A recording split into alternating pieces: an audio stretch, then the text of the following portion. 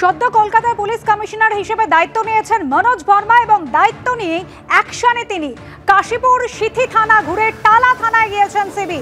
আমাদের প্রতিনিধি ময়ূক ঠাকুর চক্রবর্তী এই মুহূর্তে রয়েছেন আমাদের সঙ্গে সরাসরি। ময়ূক, একের পর এক থানায় যাচ্ছেন সিপি মনোজ বর্মা, আজ সারাদিনে তার কি কি কর্মসূচি রয়েছে? দিনে দুবার ব্যবহার করো স্টপেজ ক্রিম আর নিজেকে রাখো evergreen Keya Seth aroma therapy stop age cream আর খুঁজে পাও নতুন আমিকে।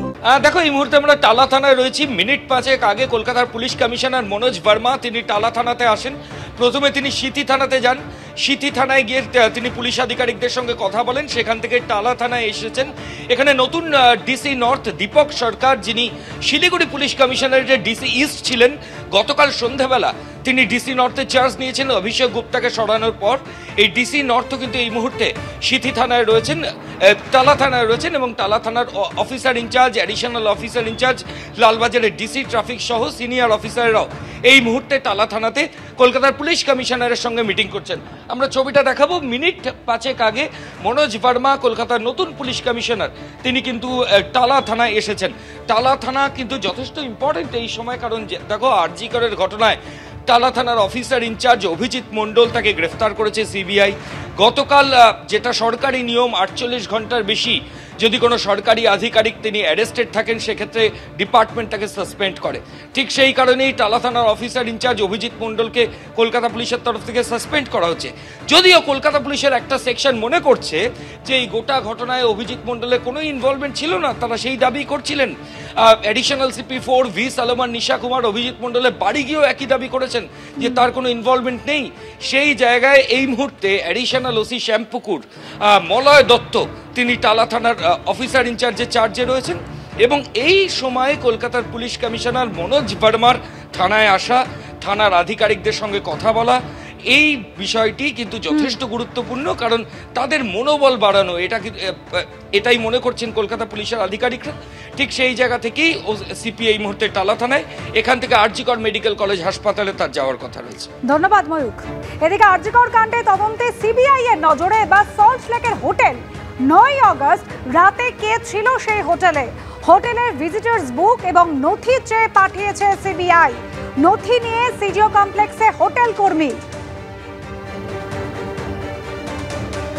অ্যাপের মাধ্যমে হোটেলের ঘর বুকিং করা হয়েছিল, এমনই উল্লেখ রয়েছে সিবিআই এর নোটিশে।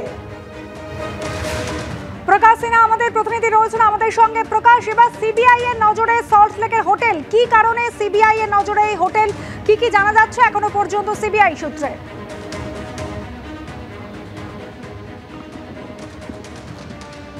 দেখো, আমরা দেখলাম ঠিক প্রায় 45 মিনিট আগে দুজন হোটেল কর্মী তারা কিন্তু সিবিআই দপ্তরের ভেতরে প্রবেশ করেছেন। তাদের হাতে ছিল হোটেলের যে লগবুক থাকে, অর্থাৎ ভিজিটার লগবুক রেজিস্টার ছিল, এবং তারা কিন্তু ভেতরে প্রবেশ করলেন। হোটেল কর্মীর দাবি যে গতকাল সিবিআই এর একজন অফিসার সল্ট লেকের সেক্টর 2 এর একটি হোটেলে পৌঁছে যান, তাদের হোটেলে, এবং সেখানে গিয়ে 9 তারিখের রাতে একজন স্পেসিফিক ব্যক্তি সেই হোটেলে উঠেছিলেন, সারা রাত ছেছিলেন এবং পরের দিন তিনি হোটেল থেকে বেরিয়ে গেছিলেন। সেটা নিয়েই কিন্তু তথ্য সংগ্রহ করছিলেন এবং আমরা দেখলাম তাদের হাতে একটা সিবিআই এর নোটিশ ছিল। সেই নোটিশে ধর্ষণ এবং খুনের মামলার যে এফআইআর নাম্বার, সেই এফআইআর নাম্বার দিয়ে নোটিশে লেখা রয়েছে যে একটি অ্যাপের মাধ্যমে, হোটেল বুকিং অ্যাপের মাধ্যমে সেই হোটেল বুকিং করা হয়েছিল 9 তারিখের রাতে, অর্থাৎ যেদিন দেহ উদ্ধার করা হচ্ছিল সেই রাতেই দফায় দফায় বিক্ষোভ হচ্ছিল, সেই রাতেই কিন্তু অ্যাপের মাধ্যমে হোটেল বুকিং করা হয়। এবং যেটা সিবিআই সূত্রের খবর, একটি মোবাইল ফোন তারা যেটা বাজেয়াপ্ত করেছিলেন সেটা খতিয়ে দেখে সেই সূত্র তারা পান। অর্থাৎ একদিকে দেহ উদ্ধার করা হচ্ছিল, দফায় দফায় বিক্ষোভ দেখানো হচ্ছিল, সেই রাতে সেই হোটেলে কে ছিল সেটাই কিন্তু এখন সবচেয়ে বড় প্রশ্ন। এবং যে রেজিস্টার বুক ইতিমধ্যে সিবিআই দপ্তরে জমা পড়েছে সেটা কিন্তু খতিয়ে দেখার কাজ, এবং কে সেই ব্যক্তি যে সেই রাতে অর্থাৎ 9 তারিখের রাতে সেই হোটেলে ছিল সেটা নিয়েই কিন্তু সিবিআই আধিকারিকরা ইতিমধ্যেই তদন্ত শুরু করেছেন। ধন্যবাদ প্রকাশ। সিজিও কমপ্লেক্সে হোটেল কর্মী নথি নিয়ে এসে পৌঁছেছেন, যে নথি সিবিআই এর তরফ থেকে চেয়ে পাঠানো হয়েছিল। কি বলছেন ওই হোটেল কর্মী, শোনাবো।